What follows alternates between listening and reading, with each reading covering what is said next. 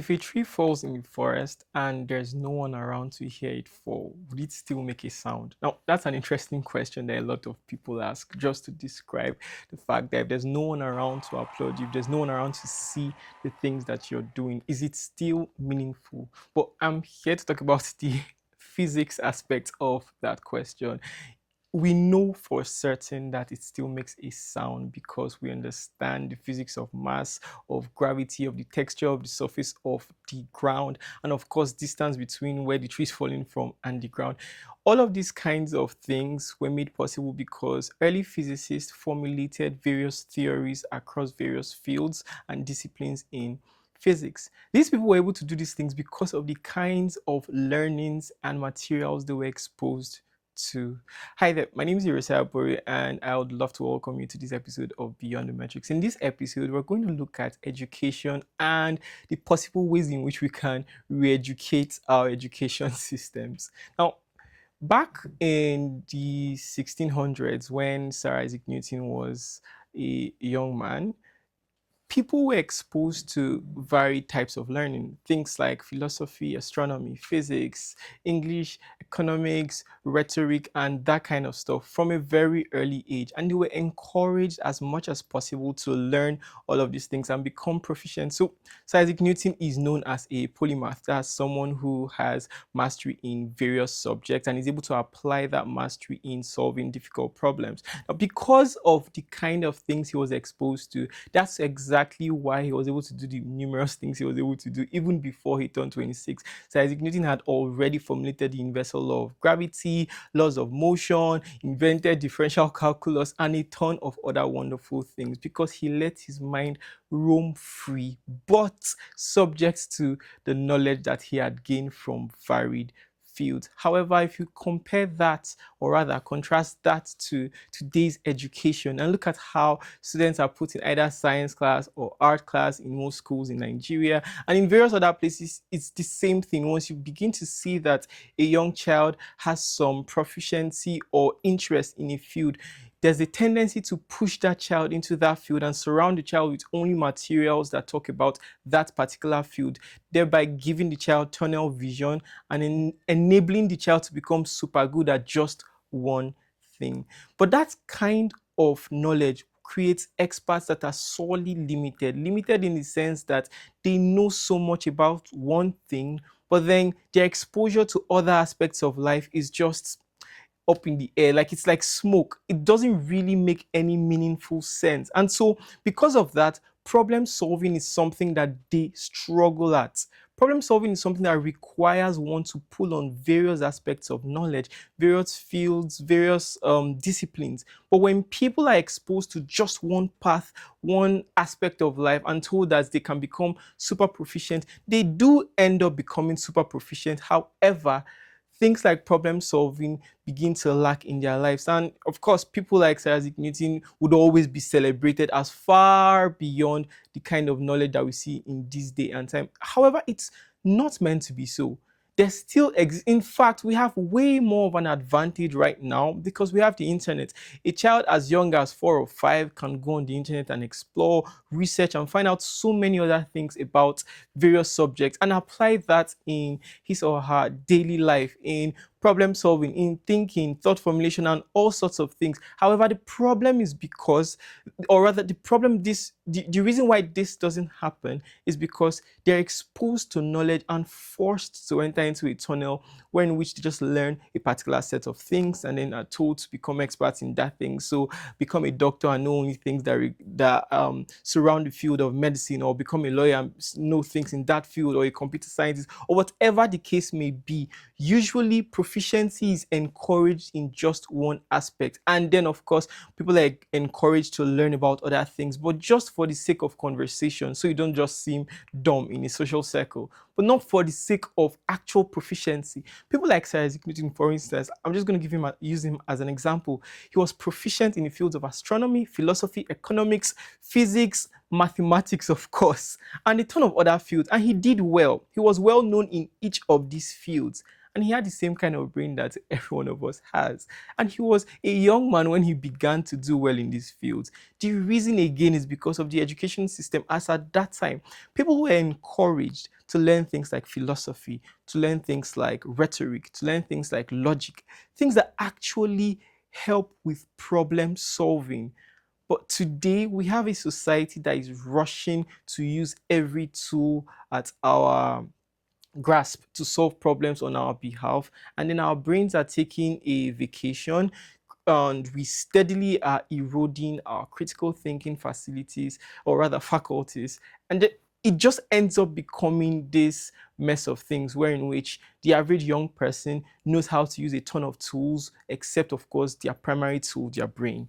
So the brain is just there lying dormant, whereas they have these tools that they use to solve problems. So there's no base of knowledge upon which any new problem they encounter can sit and be analyzed. There's just the tools. So if they encounter a problem, they feed that problem directly into a tool that helps them understand the problem, and then they further use that tool to try and solve that problem. I mean, you already know where I'm getting at. AI is that tool. But if you decide that, yes, I'm going to use AIs, but then with AIs, I'm going to also use my brain. So if I'm encountering a problem, the first thing I want to do is understand the problem, formulate the problem properly, and then think about what aspects of, or rather, what subjects I can apply in solving this problem, what knowledge I have gathered that'll give me, unique insight into solving this problem, and then I'll start doing research. When I've pulled materials together and I have read and understood them, then can I feed a well-formulated problem into an AI to help me with just facilitating my thought process that has already been formed. I shouldn't use the AI to formulate my thought processes. People like Isaac Newton that did a ton of useful stuff in their very early stages up until when they were old were able to do these things because they didn't have these mental crutches. They were able to rely on that which they had gathered. Funny enough, they were in a time when knowledge was all physical. If you wanted to read stuff, you had to find a physical book. You had to find something to hold on to. You had to go to a library to read. Now you can just sit, use your phone, and do a ton of research. There are a lot of materials, a lot of websites and web resources that allow for free resource that allow for free knowledge on a ton of topics. But then we don't use these things. A second example is Werner Heisenberg. Werner Heisenberg formulated the theory of the uncertainty principle, and he did a ton of work in quantum mechanics as well. In fact, he pioneered a lot of work in quantum mechanics. Heisenberg was also someone who deeply, deeply loved philosophy. In fact, he was quoted as saying that his mind was formed by philosophy, Plato, and that sort of thing. So he was someone who greatly loved philosophy and was greatly influenced by the philosopher Plato. He also was greatly influenced by, he was a devout Christian, so he was greatly influenced by his faith. So he found a ton of meaning in the world from what he had seen in the Bible, and then he made sense of it with physics and quantum physics and all of that. This guy was able to do all of these things again because he was exposed to a certain kind of knowledge. But you see, in the last century, all of that kind of knowledge started to just wane, it just started to drift away, and there was now more of a focus on things that had to do with putting people in one particular field. And the reason why this focus came was because countries started competing. After the First and Second World Wars, it became clear to people that they had to make advances really fast. Now, if you allow people to learn in various fields, they still would make advances, but not as fast as these countries needed them for the purpose of defending their sovereignty and things like that. So institutions of learning started being re-engineered to churn out people who were super gifted in particular fields so that they could actually be weaponized. That became the purpose of learning. People were now being taught, people were being trained to be weaponized in various aspects, in economics, in astronomy. We see the space race, in, of course, warfare. There also was Heisenberg was involved on the German end, and we know Einstein was involved on the other end, the American end. So there was just a ton of things happening at the same time. And after all these wars, the the majority of countries and societies around the world just decided, you know what, we're going to ensure that learning churns out people who are super useful in one specific field. And yes, that worked.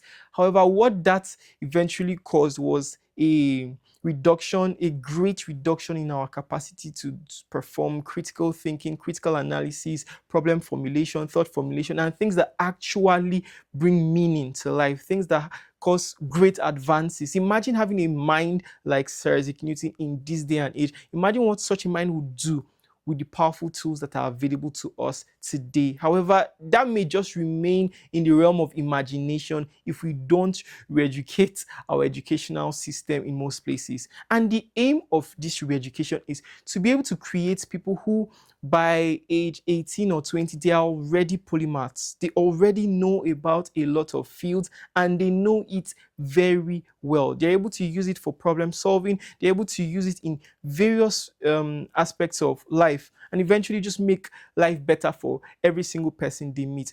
One interesting thing, similarity I found between Werner Heisenberg and Sir Isaac Newton was their love for philosophy. You see, both of them were quoted as saying, well, I may not be quoting this directly, but they were quoted as saying that they really were influenced greatly by philosophy.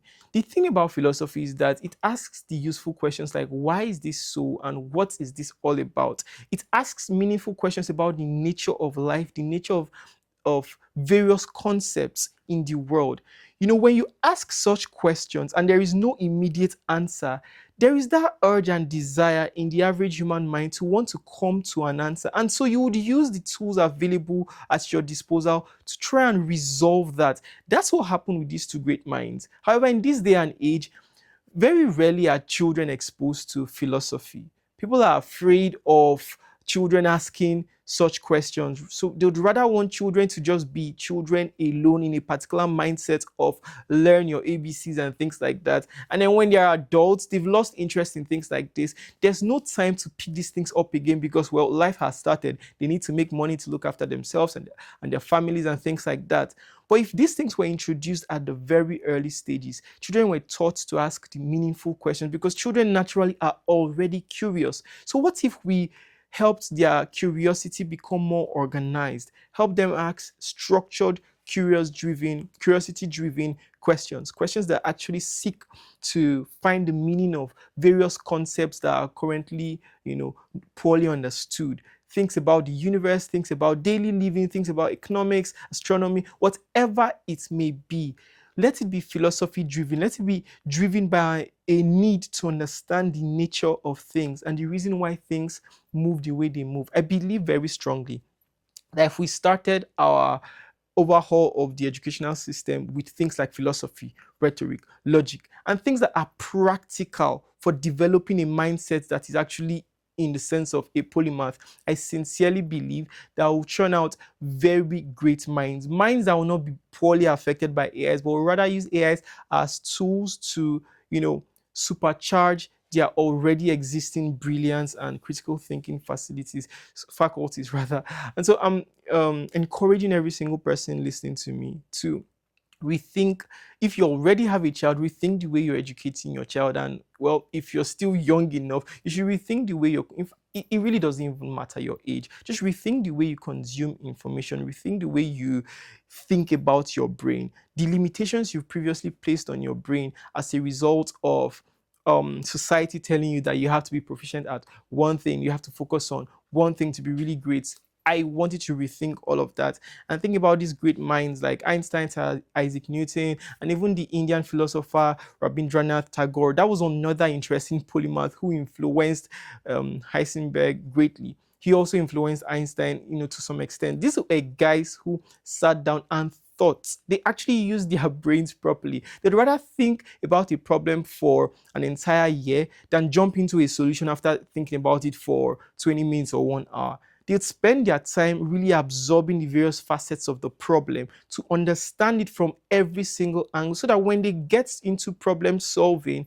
they are certain that they are following an organized, principle-driven pattern. And this is the way that true brilliant minds can function. And this is what I'm encouraging you to do today, to take a moment, pause, and just write down a few things about your life, every single problem that you've encountered and how you've gone about it in the past and how you want to begin going about it, the different kinds of knowledge bases you want to start using, the different subjects you want to learn. You can perhaps write maybe 10 various subjects and then, search for 10 topics in each of these subjects and devote yourself to learning maybe 10 concepts from each of these 10 topics per day, or maybe just 10 concepts from one topic per day. And like that, you build yourself into something very phenomenal. In 1 year, 2 years, you'll not be able to recognize yourself anymore because you would have been greatly improved. Your principle driven thought formulation would be better, problem formulation would be way better, and of course critical thinking would be impacted. So this is my encouragement to you today. Do this and then you will come back and say thank you, because in fact you'd be too good and you'll be so sought after by everybody in your industry, and of course various industries, if you do become a polymath as a result of this, that there'll be no need for you to be thinking about money. You just be thinking about interesting problems to solve, because money will be chasing you. So thank you so very much for following this episode, and until next episode, my name is Irisa Apori. Bye bye.